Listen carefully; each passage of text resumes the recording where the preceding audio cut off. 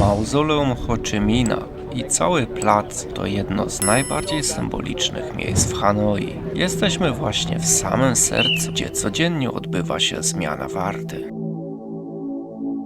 Do środka nie wejdziemy, bo jest akurat okres, kiedy go konserwują. Generalnie bardzo duże restrykcje tu są. Akurat teraz możemy nagrać czy coś. Za linię nie wolno wychodzić, linia jest po całej długości. To miejsce jest czymś więcej niż atrakcją turystyczną. Dla Wietnamczyków to symbol niepodległości, walki i tożsamości narodowej. To tutaj w 1945 roku Ho Chi Minh ogłosił powstanie niepodległego Wietnamu. Można powiedzieć, że to ich historyczne centrum władzy. Wszystko jest tu dopracowane, symetryczne i pilnowane przez wojsko. Plac jest ogromny. Ciało Ho Chi Minha jest konserwowane regularnie przez specjalistów. Mauzoleum bywa zamykane na kilka miesięcy w roku, właśnie z tego powodu. Jednym z najbardziej charakterystycznych momentów jest zmiana warty przy mauzoleum. Żołnierze poruszają się bardzo precyzyjnie. Każdy krok wygląda identycznie. To trochę przypomina ceremonie znane z innych krajów. Ale tutaj ma to bardziej surowy azjatycki klimat. Obowiązuje cisza i szacunek. Nie można przekraczać wyznaczonych linii.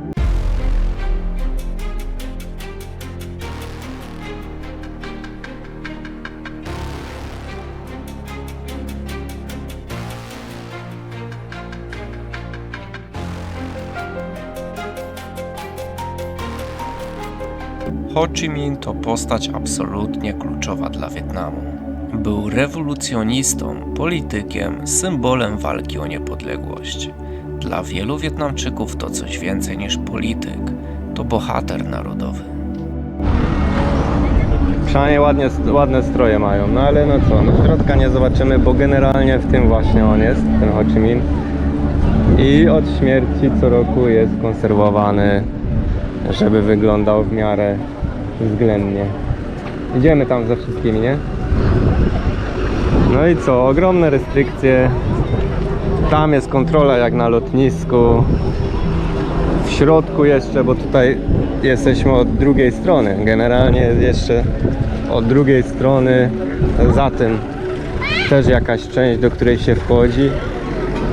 No i wtedy nie wolno, trzeba stać na baczność prawie. Nie wolno się śmiać, nagrywać w niektórych miejscach i w ogóle. Zresztą tu generalnie część jest poza nagrywaniem i robieniem zdjęć. Tylko że jesteśmy na zewnątrz, więc na zewnątrz to trochę inaczej wygląda. Wszędzie kamery, widać na słupach. I co? Generalnie myślałem, że to będzie więcej ludzi. Nie? No ja wiem, że nie, bo...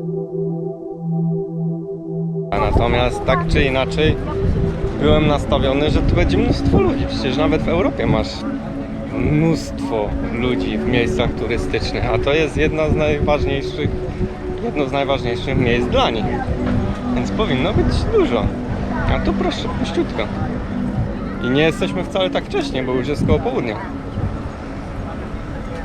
Gdzie to? Za 20:10. A, to mi tak szybciej czas leci. Za mundurem kobiety sznurem, co? Kilka kroków dalej znajduje się dom Ho Chi Minha. Ho Chi Minh mieszkał bardzo skromnie, mimo że był najważniejszą osobą w kraju. Cały kompleks, który dziś można zwiedzać, to nie tylko jeden domek, ale większy teren zwany kompleksem Ho Chi Minha. No i co? Tu już jest zamknięta strefa, tu już się nie wejdzie.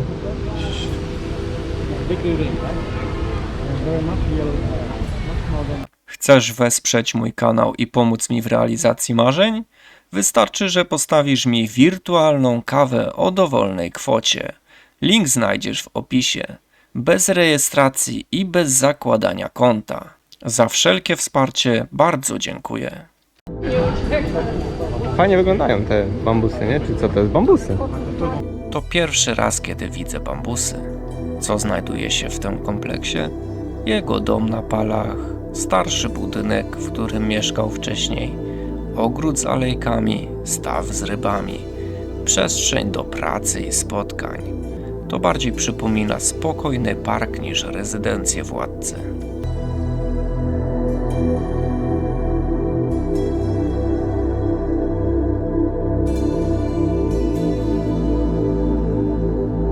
Choć przywódca słynął ze skromności i często poruszał się pieszo lub rowerem, do celów oficjalnych i dyplomatycznych używał 3 głównych pojazdów, które można dziś podziwiać.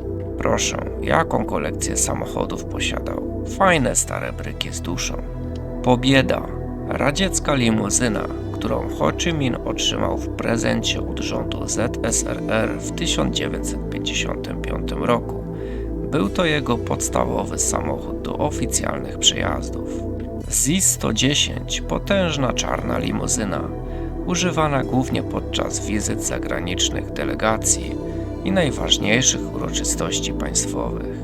Peugeot 404, francuski samochód podarowany przez Wietnamczyków mieszkających we Francji w 1964 roku. Był to pojazd nowocześniejszy i bardziej komfortowy, używany przez wujka Ho w późniejszych latach życia. Dom na palach Ho Chi Minha to skromna drewniana rezydencja w Hanoi, w której przywódca Wietnamu mieszkał i pracował.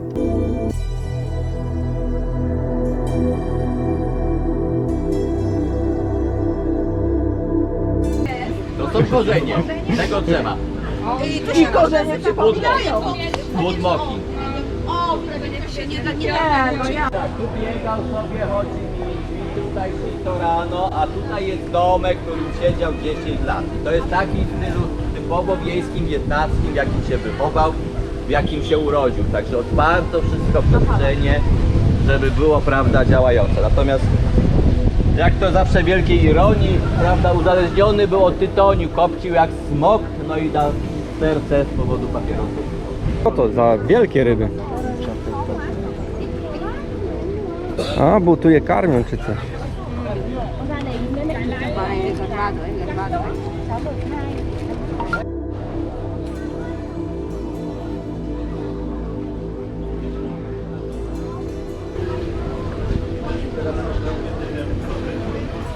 To w dziwnym budynku mieszkał, nie?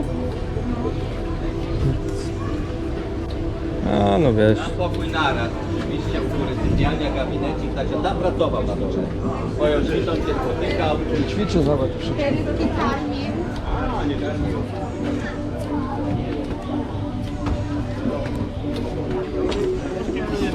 A to jabłka były.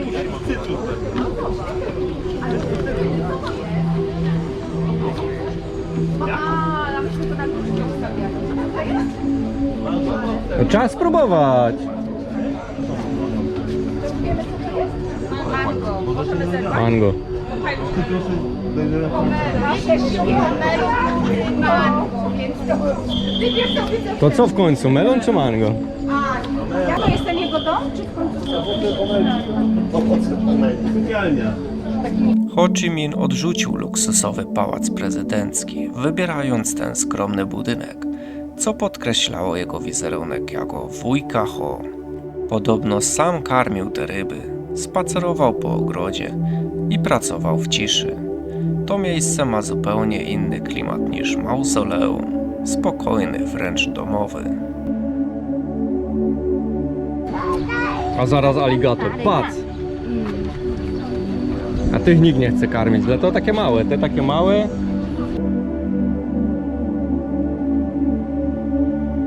Zobaczcie na to, ale cudna gromadka. Ogrody zostały zaprojektowane tak, aby łączyć naturę z prostotą, zgodnie z filozofią życia przywódcy. W ogrodzie rośnie ponad 250 gatunków roślin z całego Wietnamu. Można tam zobaczyć drzewa owocowe, np. pomaleo czy mango, palmy oraz rzadkie gatunki kwiatów.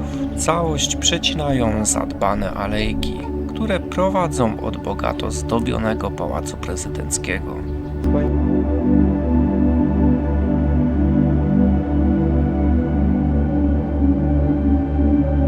Pagoda na jednej kolumnie To jeden z najbardziej rozpoznawalnych symboli Wietnamu. Znajduje się w sercu kompleksu Ho Chi Minha. Jej unikalna architektura ma głębokie znaczenie symboliczne.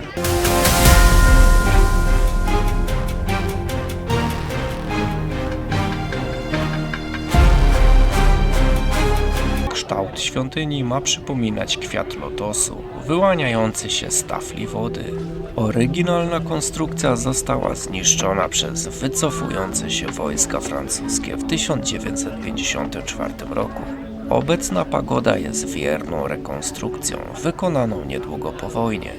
Drewniany pawilon spoczywa na pojedynczym kamiennym filarze, o średnicy około 1,5 metra umieszczonym na środku sadzawki.